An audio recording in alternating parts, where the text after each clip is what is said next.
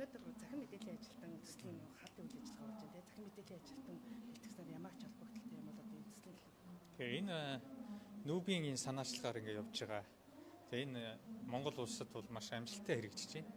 Түрүүнд бас нүүбийн хүүхдийн сангийн дарга ноён Эверест энийг бол онцлон тэмдэглэж байгааг хэлхийг сонсоход сайхан байлаа. Тэгэхээр ер нь бол энэ 350 гаруй хүүхэд 50 гаруй багшийг бэлдээд ингээд онцмаа гэж олон нийтийн захин мэдээллийн ажилтан.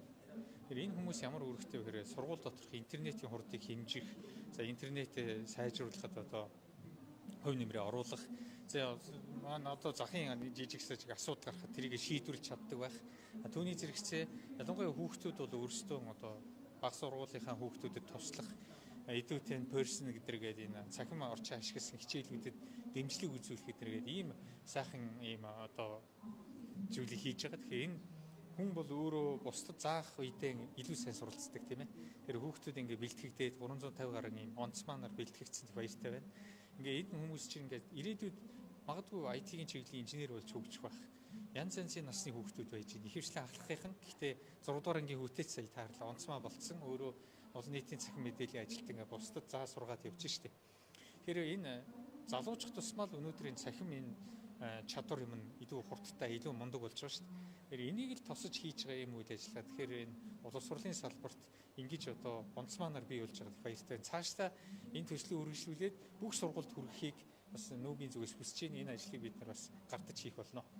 350 онцмаа бэлтгэгдээ техник технологийн хувьд одоо хангамжаараа яаж хангах юм бэ? Ер нь бол Монгол Улсын засгийн газар хүүхэд бүрд компьютер, багш бүрд компьютер гэсэн ийм төслийг хэрэгжүүлж байгаа. Мөн одоо Монгол улсад 22 мянга орчим одоо бүлэг байж байна. Үүний 11 мянгад нь ерөөсөө шууд одоо ухаалаг дэлгэцийг хуваарлъя гэсэн ийм зүйлийг ярьж байгаа. Бид өнөөдөр 26 оныг боловсролыг дэмжих жил болгосон энэ ажлынхаа хүрээнд энэ ажлуудыг бүрэн хийж үүсгэхээр төсөв тусгуулахаар ажиллана. Гагцгүй одоо манай валютын орлого, эдийн засгийн хүчин чадал ямар байх нь энэс бүх зүйл эрүүл мэнд боловсролын салбар, ялангуяа хөдөлмөрийн зах зээл, төрийн өмчийн энэ бүх одоо байгууллагуудын үйл ажиллагаа шууд шалтгаалдаг штеп. Энэ маань сайн явах юм бол бид нар одоо ингээд яг энэ боловсролыг дэмжих жилийн хүрээнд бүх анги танхимуудыг ухаалаг самбартай хүүхэд бүрийг компьютертэй боломж байна. Эдүүтэн хичээлийг одоо яг хэдгээр ангиас эхэлж орж байгаа вэ? Одоо хүүхэд бүрийг сургууль дээр бол компьютертэй болчихдоо. Гэртээ одоо гэрийн даалгавраа хийх боломж нь одоо бас зарим хүмүүстэд тав. Хүүхэд бүрд ухаалаг дэлгэцэлдэг, ухаалаг юм ашигладаг таблетийг л өгөх юм л та. Тэгэхээр ер нь бол яг одоо нэгэн тийм орон зай ганаас үл хамаарч орон зайн дарангуйлалд орохгүйгээр зайн дарангуйл гэж ярьдаг. Ийм сайн боловсролыг эзэмшийгвэл ийм цахим одоо шилжилт зайлшгүй хэрэгтэй. Энд дээр улс үндэстэн болгон хүүхдүүдээ л бодож энийг хойрлж өгч штеп.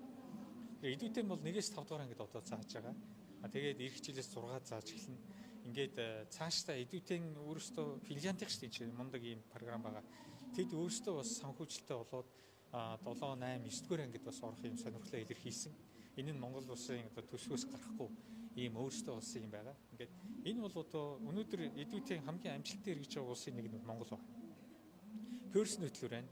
Энэ бол 3 дугаар ангиас 12 дугаар анги төгсөл нь англи хэлийг заана. Гэхдээ энэ чинь сургачтай, багштай байна, багшийн сургалттай байна, багшийн номтой байна, гарын авлага юутай байна ингээд явж байгаа. Энэ одоо мөн одоо ийм өөрийнх нь платформ байгаа.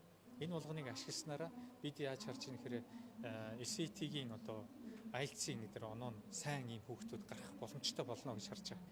Англи хэлийг эзэмшээгүй бол өнөөдрийн дэлхийд бас үнэлэгдэх юм Монгол иргэд гарч ирэхэд хэцүү шүү дээ. Тэгэхээр англи хэлийг сурах биш эзэмших ёстой гэж бид хэлээд байгаа. Ер нь эхлээч эзэмшнэ, англи хэлийг ч эзэмшнэ. Энэ бол Монгол үндэсний хөгжлийн бас нэг том гарц гэж харж байгаа. Ухаалаг таблет гэдэг түрүү бас арай тодорхой ярьж байна. Ухаалаг таблетыг хүүхдүүд гэртээ аваад явах боломжтой. Боломжтой гэсэн хүүхэд бүртнэ гэсэн үг шүү дээ. Тэгэхээр зэрэг гар утсаа ухаад авах биш ухаалаг таблетээрээ тэгээд энэ бол яг сургалтад зориулсан ийм аксесс хийх боломжтой ийм таблетууд байх болно гэж харж байна. Гагцгүй дахин хэлье. Төсөв мөнгө маань хэрвээ шийдэгдэж чадвал тийм ээ. Бид одоо засгийн газрынхаа мөрийн хөтөлбөртөд оролцсон байна.